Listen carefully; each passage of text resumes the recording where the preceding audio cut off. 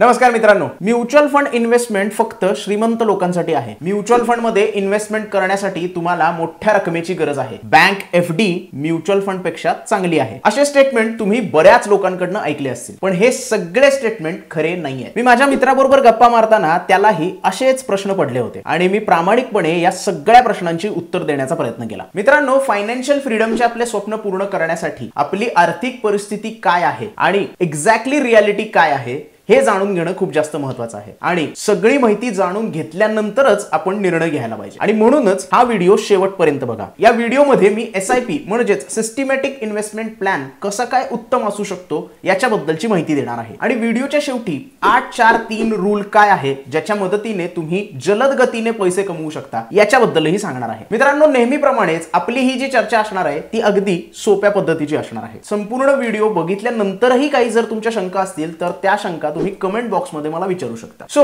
वेळ न घालवता आपण आपल्या टॉपिकला सुरुवात करूया, पण त्यापूर्वी ग्रो मराठी चॅनलला सबस्क्राइब करायला विसरू नका।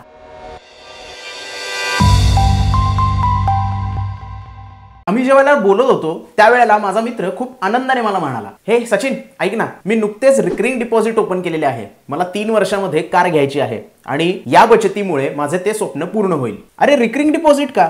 म्युच्युअल फंड मध्ये इन्व्हेस्टमेंट करणं चांगलं नाहीये का? तेही एवढ्या लहान वयात आणि 3 वर्षाच्या कालावधीसाठी? अरे मी आत्ताच सुरुवात करतो रे, माझ्याकडे स्मॉल सेव्हिंग्स आहेत आणि म्युच्युअल फंड मध्ये इन्व्हेस्टमेंट करण्या इतकी ती पुरेशी नाहीये। अरे तुला मोठ्या रकमेची गरज का वाटत आहे? म्युच्युअल फंड मध्ये छोट्या रकमेपासून पण इन्व्हेस्टमेंट करू शकतो तू। काय सांगतो खरंच? अरे पण रिकरिंग डिपॉझिट मध्ये माझी बँक आपोआप एका विशिष्ट तारखेला माझी अमाउंट कट करून घेईल, मला काहीच करायची गरज नाहीये ना। हे करण्यासाठी एसआयपी म्हणजे सिस्टमॅटिक इन्व्हेस्टमेंट प्लॅन हा तुझ्या समोर आहे।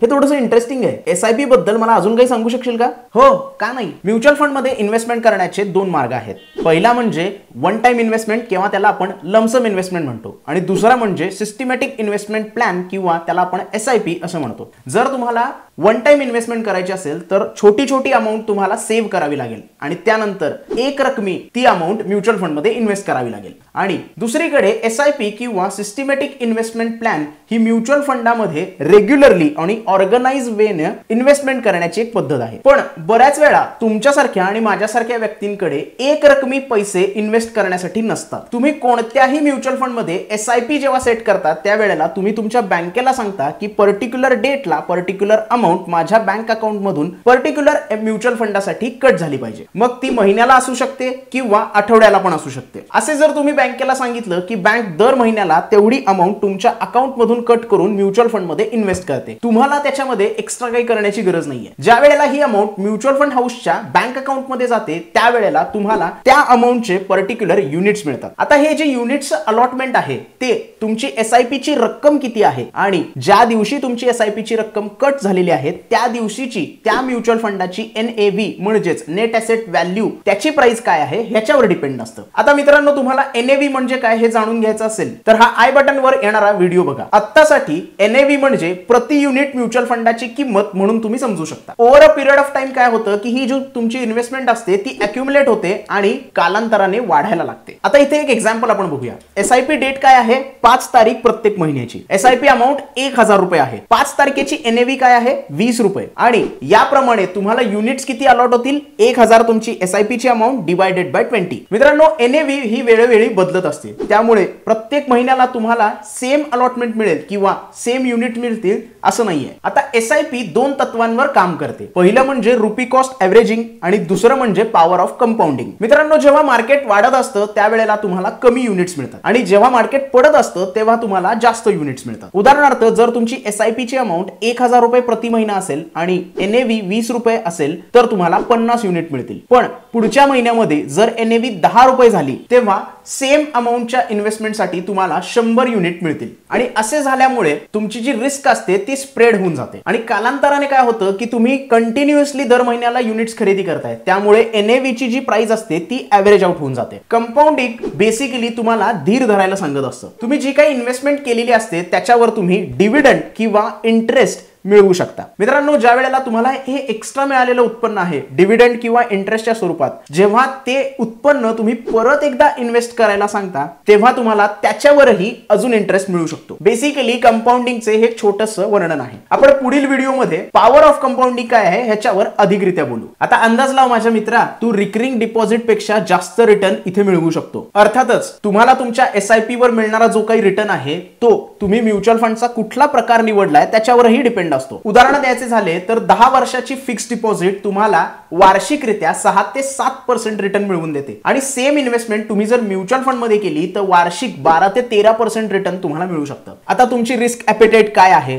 रिस्क टॉलरन्स काय आहे, तुमचा कालावधी किती आहे इन्व्हेस्टमेंटचा, तुमची रिटर्नची एक्सपेक्टेशन्स काय आहेत, या सगळ्या गोष्टींवर आधारित अनेक पर्याय आपल्याला मिळतात. उदाहरणार्थ जर तुम्ही कमी रिस्क घेणार असाल तर तुम्ही डेट म्युच्युअल फंड मध्ये इन्व्हेस्टमेंट करू शकता, जे कमी रिस्क साठी आणि स्थिरतेसाठी ओळखले जाते. अगदी डेट फंडचा जरी विचार केला तरी RD पेक्षा जास्त चांगली कामगिरी करतात आणि जास्त चांगले रिटर्न तुम्हाला मिळवून देतात. दुसरीकडे जर तुमची रिस्क घेण्याची ताकद जास्त असेल आणि तुमचा टाइम हॉरिझॉन हा लॉंग टर्मचा असेल तर तुम्ही इक्विटी म्युच्युअल फंड मध्ये इन्व्हेस्टमेंट करू शकता. हे म्युच्युअल फंड स्टॉक मार्केट मध्ये इन्व्हेस्टमेंट करतात आणि यातून आपल्याला हाय रिटर्न्स मिळण्याची पण शक्यता असते. मित्रांनो, म्युच्युअल फंडच्या टाइप बद्दल तुम्ही जर अजून आमचा व्हिडिओ बघितला नसाल तर त्याची लिंक डिस्क्रिप्शन मध्ये अवेलेबल आहे किंवा आय बटन वर पण मिळून जाईल. मित्रा, इथे एक गोष्ट लक्षात ठेवण्यासारखी आहे की म्युच्युअल फंडचे जे रिटर्न आहेत ते फिक्स नसतात आणि ते फ्लक्च्युएट होऊ शकतात ओव्हर द टाइम. पण रिकरिंग डिपॉझिटचे तसं नसतं. SIP तुम्हाला अधिक रिटर्न देण्याची क्षमता ठेवतात पण त्याच्याबरोबर रिस्कही तेवढीच जास्त असू शकते. म्हणजे SIP फक्त स्मॉल इन्व्हेस्टर साठीच आहे का? नाही,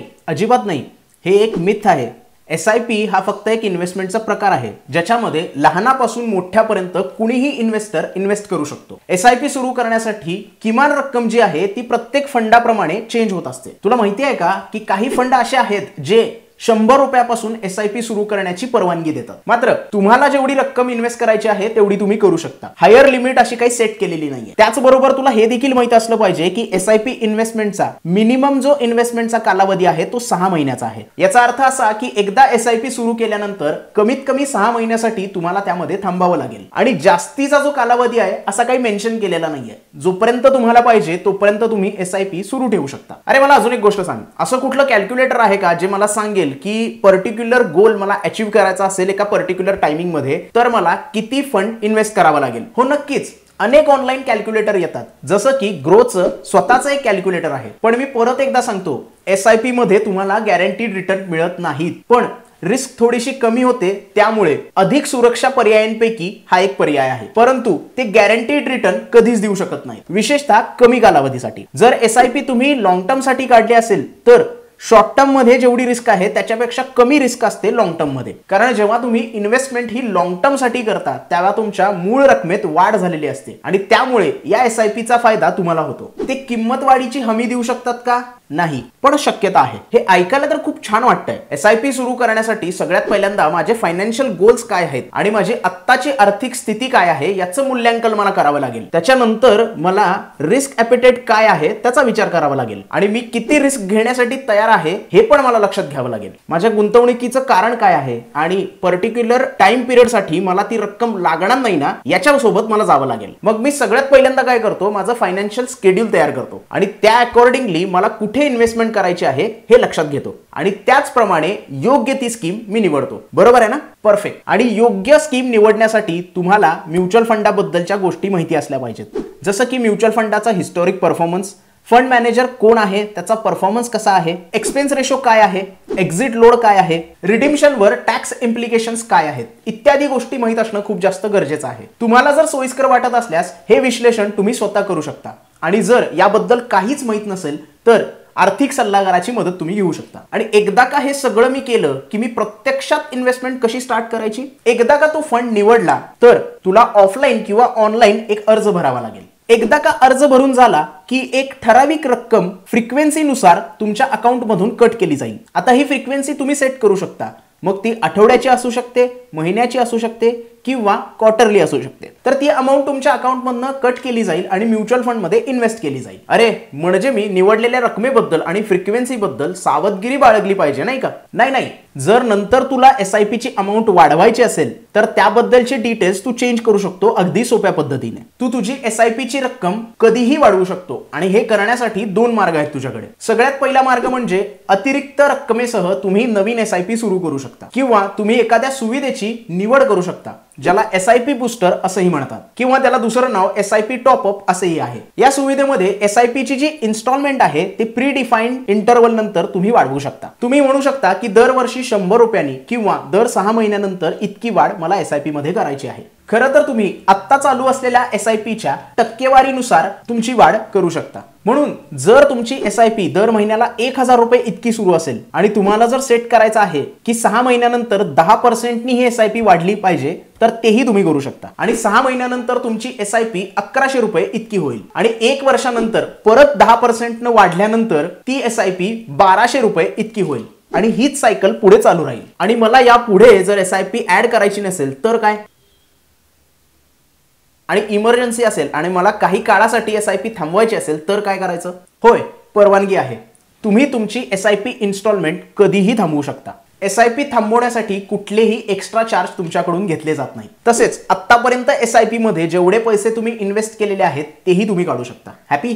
एक गोष्ट इथे लक्षात ठेव, ज्या वेळेला पैसे काढता त्यावेळेला त्याच्यावर तुम्हाला टॅक्स भरावा लागतो. म्युच्युअल फंड ची कुठली स्कीम तुम्ही घेतलेली आहे आणि तुमचा होल्डिंग पिरियड किती आहे त्याच्यानुसार तुम्हाला तो टॅक्स भरावा लागेल. टॅक्स बद्दलचे सगळे डिटेल्स आम्ही दुसऱ्या एका व्हिडिओमध्ये कव्हर केलेले आहेत. तो व्हिडिओ तुम्हाला डिस्क्रिप्शन मध्ये बघायला मिळेल किंवा आय बटनवर पण तो व्हिडिओ तुम्ही बघू शकता. तसेच जर म्युच्युअल फंड मध्ये इन्व्हेस्टमेंट तुम्ही केली असेल आणि ठराविक मॅच्युरिटी पिरियड पेक्षा लवकर तुम्ही जर ती रिडीम केली तर तुम्हाला काही पर्सेंटचा एक्झिट लोड द्यावा लागतो. प्रत्येक SIP चा जो हप्ता असतो तो स्वतंत्र इन्व्हेस्टमेंट म्हणून गणला जातो. यामुळे तुमचे काही जे SIP चे हप्ते आहेत ते एक्झिट लोड कडे आकर्षित केले जातील आणि काही केले जाणार नाहीत. आता समजा जर तुम्ही जो म्युच्युअल फंड घेतला आहे तो 1 वर्षाच्या आतमध्ये तुम्ही विकणार असाल तर त्याच्यावर 1% एक्झिट लोड लागतो आणि या सिच्युएशन मध्ये तुम्हाला 12 महिन्यापासून तुमच्या मालकीच्या नसलेल्या युनिट्सवरही एक्झिट लोड भरावा लागेल. महत्त्वाच्या माहितीतला आणखी एक भाग, आय नो मी फक्त बोलतच आहे पण हे खरोखरच महत्त्वाचं आहे.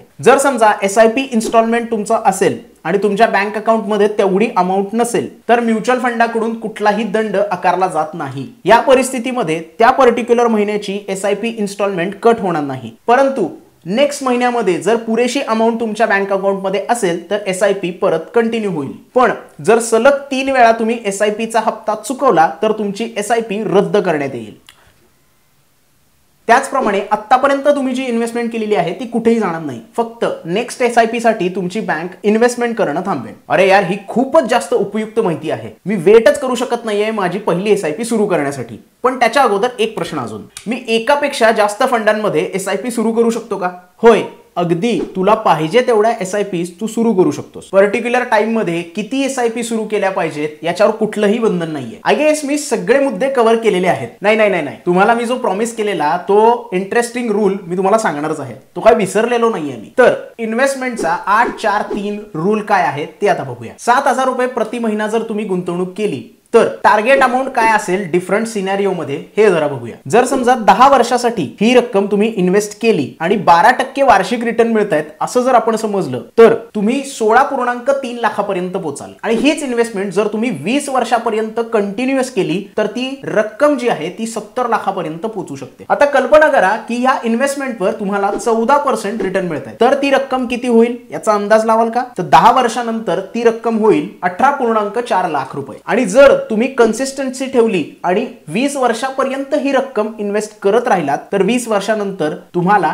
92.1 लाख रुपये मिळतील. करोडपती होण्याच्या अगदी जवळ जाल तुम्ही. दिस इज ऑसम, राईट? तुम्हाला या गोष्टीचा आधीच मोह झाला असेल ना? मित्रांनो, जर तुम्ही आधीच SIP मध्ये इन्व्हेस्टमेंट केली असेल किंवा SIP मध्ये इन्व्हेस्टमेंट करण्याचा विचार करत असाल तर तसे मला कमेंट मध्ये कळवा. आणि आता शेवटपर्यंत तुम्ही जर आला असाल तर खूप खूप धन्यवाद. या व्हिडिओसाठी जे तुम्ही प्रेम दाखवलं तेच प्रेम तुम्ही आमच्या इतर व्हिडिओसाठीही दाखवा. तसेच ग्रो मराठी चॅनलला जर अजून सबस्क्राइब केलं नसेल तर लवकरात लवकर सबस्क्राइब करा, कारण पर्सनल फायनान्स बद्दलचे इंटरेस्टिंग व्हिडिओ आम्ही तुमच्या समोर आणत असतो. या व्हिडिओला लाईक करा, शेअर करा आणि शंकेबद्दल कमेंट देखील करा. भेटूया एका नवीन व्हिडिओमध्ये एका नवीन विषयासह. धन्यवाद.